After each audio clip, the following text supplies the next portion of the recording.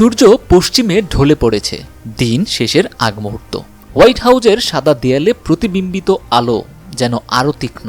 President Donald Trump দাঁড়িয়ে আছেন সাংবাদিকদের সামনে, তার চোখে চিরচেনা আত্মবিশ্বাসের ঝলক। কিন্তু আজকের বার্তাটি অন্যরকম।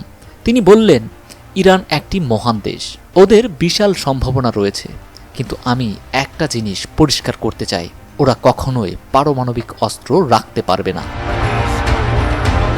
এই বক্তব্য যেন পৃথিবীর কূটনৈতিক মঞ্চে এক নতুন আলোড়নের সৃষ্টি করল। ট্রাম্পের ভাষায় কি এক নতুন সমঝোতার আভাস লুকিয়ে আছে, নাকি এটি শুধু এক কৌশল যা মধ্যপ্রাচ্যের রাজনীতিকে আরও টালমাটাল করতে পারে?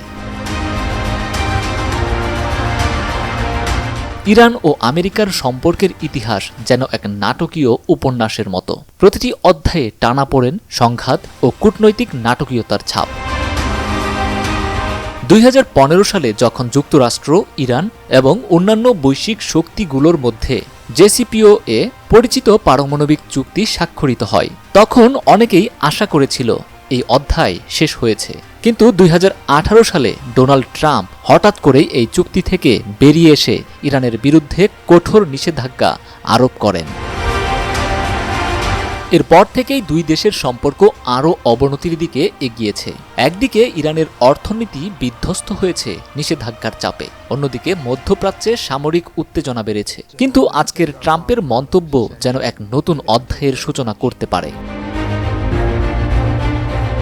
বিশেষজ্ঞদের মতে, ইরান বিষয়ে ট্রাম্পের নতুন বক্তব্য শুধু একটি কূটনৈতিক মন্তব্য নয়, এটি আসলে একটি সম্ভাব্য সমঝোতার প্রস্তাব। ইঙ্গিত দেওয়া হয়েছে, যদি ইরান তাদের পারমাণবিক কর্মসূচি সীমিত করতে রাজি হয়, তবে আমেরিকা তাদের ওপর থেকে নিষেধাজ্ঞা তুলে নিতে এবং অর্থনৈতিক সহযোগিতার পথে হাঁটতে পারে। এক আন্তর্জাতিক কূটনৈতিকের ভাষায় এটি ট্রাম্পের পক্ষ থেকে এক ধরনের ইতিবাচক বার্তা। তিনি আসলে ইরানকে দেখাতে চাইছেন যে সমঝোতার দরজা এখনো খোলা রয়েছে। তবে প্রশ্ন থেকেই যায়, ইরান কি এত সহজে এই প্রস্তাব সাড়া দেবে? ট্রাম্প তার বক্তব্যে ইরানের জনগণের প্রশংসা করেছেন এবং তাদের সম্ভাবনার কথা বলেছেন, কিন্তু বাস্তবতা হলো ইরানের বর্তমান অবস্থা অত্যন্ত জটিল। তেল সমৃদ্ধ দেশ হওয়া সত্ত্বেও অর্থনৈতিক নিষেধাজ্ঞার চাপে ইরান দুর্বল হয়ে পড়েছে। তবে চীন ও রাশিয়ার মতো শক্তিধর মিত্রদের সহায়তায় তারা এখনও টিকে আছে।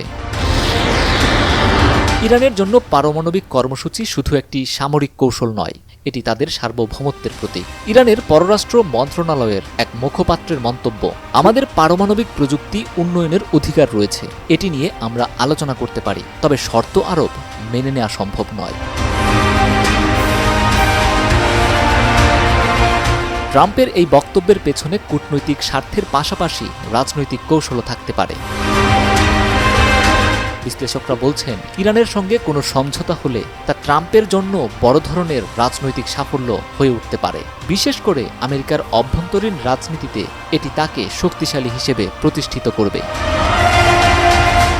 একজন রাজনীতি বিশ্লেষকের মন্তব্য, ট্রাম্প তার কঠোর অবস্থানকে আরও ফলপ্রসূ সমঝোতায় রূপ দিতে চাইছেন। এটি তার নেতৃত্বের এক নতুন দিক তুলে ধরবে, যা নির্বাচনী প্রচারণায় কাজে লাগবে।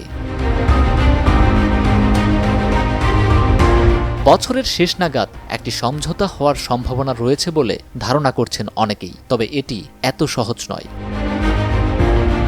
ইরান যদি তাদের পারমাণবিক কর্মসূচি সীমিত করতে রাজি হয়, তাহলে আন্তর্জাতিক নিষেধাজ্ঞা শিথিল করার পথ খুলে যেতে পারে, কিন্তু এটি টেকসই হবে কিনা সেটাই বড় প্রশ্ন। বিশেষজ্ঞদের মতে, কেবল রাজনৈতিক স্বার্থ নয়, আঞ্চলিক স্থিতিশীলতা এবং বিশ্ব শান্তির কথা বিবেচনা করেই একটি দীর্ঘমেয়াদী চুক্তি করতে হবে। ডোনাল্ড ট্রাম্পের মন্তব্য নতুন আলোচনার জন্ম দিয়েছে। তার ইঙ্গিত অনুযায়ী যদি ইরান এবং আমেরিকা একটি চুক্তিতে পৌঁছায়, তবে এটি শুধু দুই দেশের সম্পর্ককেই বদলে দেবে না, এটি গোটা মধ্যপ্রাচ্যের রাজনৈতিক স্থিতিশীলতার উপর ব্যাপক প্রভাব ফেলতে পারে। তবে ইরান কি নিজেদের অস্ত্র কর্মসূচি থেকে সরে আসবে, আর ট্রাম্প কি সত্যিই একটি দীর্ঘমেয়াদী সমঝোতা আনতে পারবে? সময়ই একমাত্র উত্তর দেবে। এই আলোচনা কূটনৈতিক সাফল্যে পরিণত হবে, নাকি এটি থেকে জন্ম নেবে আরেকটি অসমাপ্ত অধ্যায়?